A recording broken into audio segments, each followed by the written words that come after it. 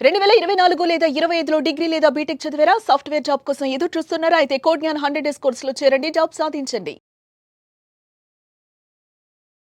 నమస్కారం అమ్మగారు. నమస్తే అమ్మా. మనకి సంవత్సరంలో 24 ఏకాదశులు ఉన్నప్పటికీ కూడా తొలి ఏకాదశికి ఉన్న ప్రాముఖ్యత చాలా అని చెప్పుకోవచ్చు. అవును. ఈ తొలి ఏకాదశి అంటే ఏంటి? ఏ రోజు వస్తూ ఉంటుంది? అండ్ అలాగే ఈ రోజు యొక్క విశిష్టత ఏంటి? ఈ రోజు మనం పాటించాల్సిన నియమాలేంటి? తప్పకుండా అండి. తొలి ఏకాదశి అనేటువంటిది ఆషాఢ మాసంలో వచ్చేటువంటి ఏకాదశి. ఆషాఢ శుద్ధ ఏకాదశినే తొలి ఏకాదశిగా చెప్పుకుంటామండి. ఎందుకు అని అంటే తొలి అంటే ప్రధానమైంది, మొట్టమొదటిది అని అర్థము. సో, ఇక్కడ పండుగలన్నీ కూడా ఈ యొక్క తొలి ఏకాదశి నుంచే ప్రారంభం అవుతూ ఉంటాయి. అదేవిధంగా దక్షిణాయనం కూడా ఇక్కడి నుంచే ప్రారంభం అవుతుంది. తరువాత శ్రీ మహావిష్ణువు కూడా శేషతల్పం మీద అంటే పాలకడలి అంటే పాల సముద్రంలో తపస్సు చేసుకోవడానికి ఆయన శేషతల్పం మీద శయనించి యోగ తపస్సులోకి, యోగ నిద్రలోకి ఎప్పటి వరకు కార్తీక శుద్ధ ఏకాదశి వరకు వెళ్తారు. అందుకే ఈ 4 నెలలు కూడా ఈరోజు లగాయత్తు తొలి ఏకాదశి నాడు లగాయత్తు చాతుర్మాస్య వ్రతము అనేటువంటిది ఆచరించడం. తర్వాత ప్రధానంగా తొలి ఏకాదశి అనేటువంటిది ఆషాఢ శుద్ధ ఏకాదశి రోజున ఏకాదశి వ్రతం చేసి ఎవరైనా సరే ఎలాంటి కష్టాలున్న వాళ్ళైనా, దీర్ఘకాలిక ఆరోగ్య సమస్యలైనా, చరిత్రలో కూడా కుచేలుడు అనేటువంటి ఆయన అందరికీ తెలిసిన ఆయనే. ఆయన కూడా తొలి ఏకాదశి వ్రతాన్ని సంపూర్ణంగా ఆచరించిన తరువాతనే దరిద్రం నుంచి బయటపడి సర్వ సంపదలు కలిగాయి అని చెప్పి శాస్త్రం చెబుతోంది. సో, అలాంటి వాళ్ళు ఎవరైనా ఉంటే అది ఏ సమస్య అయినా పర్వాలేదు తొలి ఏకాదశి నాడు వ్రతం ఆచరించడము. ఆరోగ్య సూత్రాలు కూడా ఈ చాతుర్మాస్య వ్రతంలో ఇమిడి ఉన్నాయని చెప్పి శాస్త్రం చెబుతోందండి.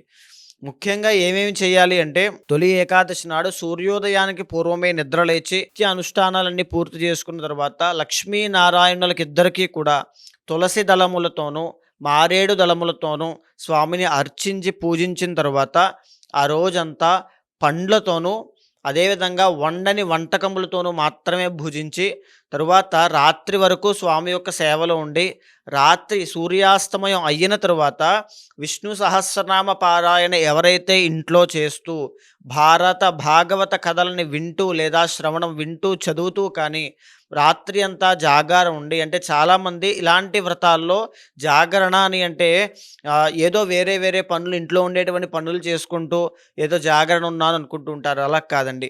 జాగరణ అంటే స్వామి కోసం మేల్కొనడము, స్వామిని కీర్తించడము, స్వామి యొక్క కథలను వినడము, ఆయన కోసం ఏదైనా చదవడం కానీ ఇలాంటి కాలం గడుపుతూ ఉంటే దాన్ని జాగరణ అంటాము. సో, అలాంటి జాగరణే అలా అలా చేస్తేనే అది సిద్ధిస్తుంది. అలా చేసిన తర్వాత తెల్లవారిన తర్వాత అంటే ద్వాదశి రోజు సూర్యోదయం అయిన తర్వాత ఏదైనా ఆలయానికి వెళ్ళి బ్రాహ్మణునికి స్వయం పాకంగా ఇవ్వడం కానీ లేదా ఎవరైనా బ్రాహ్మణులకి ఎందుకు అంటే బ్రాహ్మణులు అంటే గోవులు అన్న విష్ణుమూర్తికి మహాప్రీతైనది కాబట్టి బ్రాహ్మణులకి స్వయం పాకము కానీ వాళ్ళని ఇంటికి పిలిచి సత్కర్మలు చేసి వాళ్ళకి భోజనం పెట్టి అక్కడి నుంచి ఆ యొక్క వ్రతాన్ని విడిచిపెట్టడం అనేటువంటిది చేయాలి. ఎవరైతే ఇలాగ సత్కర్మానుష్ఠాన పూర్వకంగా ఏకాదశి వ్రతం చేస్తారో వాళ్ళకి విష్ణు కృప అనేటువంటిది కలుగుతుంది. విష్ణు కృప కలగడం అంటే ఏమిటి అంటే దరిద్రుడు మంచి ధనవంతులైపోతారు. అది ఏ విధంగా అవుతారనేటువంటిది ఖచ్చితంగా జరుగుతుంది. ఆరోగ్యహీనులు అంటే ఆరోగ్య ఇబ్బందులు ఉన్న వాళ్ళు సంపూర్ణమైనటువంటి ఆరోగ్యం దక్కుతుంది. ఇంకా చెప్పాలి అంటే భార్యాభర్తల మధ్యలో తెలియనటువంటి అన్యోన్యత పెరుగుతుంది. మోక్ష ప్రాప్తి అనేటువంటిది కలుగుతుంది. ఏది కావాలో స్వామి అది మీ భక్తికి తగ్గట్టుగా ఖచ్చితంగా ఇస్తారు. మోక్షానికి వెళ్ళాలని కోరుకునేటువంటి వాళ్ళు లేకపోతే వైరాగ్యాన్ని ఆత్మజ్ఞానాన్ని కోరుకునేటువంటి వాళ్ళు తప్పకుండా ఏకాదశి వ్రతాన్ని ఆచరిస్తూ ఉంటారు. కావాలంటే గమనించండి. ఏకాదశి అంత ప్రత్యేకమైనది. అందులోనూ ఈ తొలి ఏకాదశి ఇంకా ప్రత్యేకమైనటువంటిది. అదేవిధంగా ఈ రోజుల గాయతు 4 నెలల పాటు చాతుర్మాస్య వ్రతము.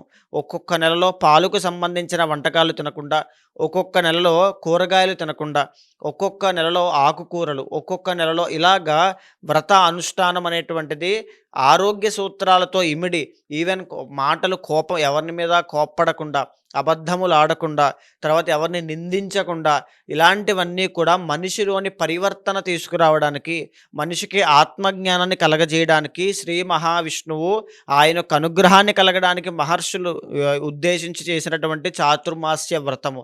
అలాంటి గొప్ప వ్రతం కూడా ఎవరైనా సరే ఇప్పుడున్నటువంటి చూసేటువంటి యూత్ అయినా సరే చాతుర్మాస్య వ్రతాన్ని ఆచరించాలి. ఈ తొలి ఏకాదశి రేపటి నుంచి ప్రారంభమయ్యే తొలి ఏకాదశి నుంచి 4 నెలల పాటు మీరు ఏ నియమాలు పాటించకపోయినా కేవలం కార్తీక శుద్ధ ఏకాదశి వరకు నోట్లోంచి ఒక అబద్ధం కానీ ఒక అశుద్ధం కానీ మాట్లాడకుండా, తరువాత పరిపూర్ణంగా స్వచ్ఛంగా ఉంటూ సత్యం మాట్లాడుతూ నాన్ వెజ్ లాంటివి అంటే ఈ హింస సంబంధిత వంటకాలు కానీ ఏమీ భుజించకుండా 4 నెలల పాటు ఉండండి. మీ జీవితంలో గొప్ప చేంజెస్ అనేటువంటివి వస్తాయి. ఇది నేను గమనించాను. చాలామందికి సజెస్ట్ చేసిన తర్వాత నేను చెప్తూ ఉన్నాను. మీ లైఫ్లో మీరు ఎంత దరిద్రంతో బాధపడుతున్నా, ఉద్యోగం లేదు, వ్యాపారం లేదు, ఏమీ లేదు, ఒక జీవితంలో చాలామందికి డబ్బులు ఉంటాయి కానీ ఏమీ ఉండవు. అలాంటి వాళ్ళకైనా తొలి ఏకాదశి నుంచి 4 నెలల పాటు యొక్క వ్రతాన్ని ఆచరించండి. అద్భుతమైన ఫలితాలు చూస్తారు. అంటే మరి తొలి ఏకాదశి నుంచే మనకి దక్షిణాయనం ప్రారంభం అవుతుందంటారా? అవునండి. తొలి ఏకాదశి నుంచి దక్షిణాయన ప్రారంభం అనేటువంటిది జరుగుతూ ఉంటుంది. అంటే సూర్యుడు ఇప్పటి వరకు కూడా ఉత్తర దిక్కుకు ప్రయాణం చేస్తూ ఉంటే ఇక్కడి నుంచి కూడా దక్షిణ వైపుకి ప్రయాణం చేస్తూ ఉంటారు. దాన్ని దక్షిణాయనము అంటాము. అయితే కాలాన్ని గణించేటువంటి పద్ధతుల్లో ఆయనాలు 2 ఉంటాయి. అందులో ఉత్తరాయణం ఒకటైతే దక్షిణాయనం ఇంకొకటి. ఈ దక్షిణాయనంలోనే నిజానికి ఎక్కువగా పండుగలు ఉంటాయండి. మీరు చూస్తే వినాయక చవితి కానీ, దసరా కానీ ఏవైనా చాలా ఈ దక్షిణాయనంలోనే ఎక్కువ ఉంటాయి.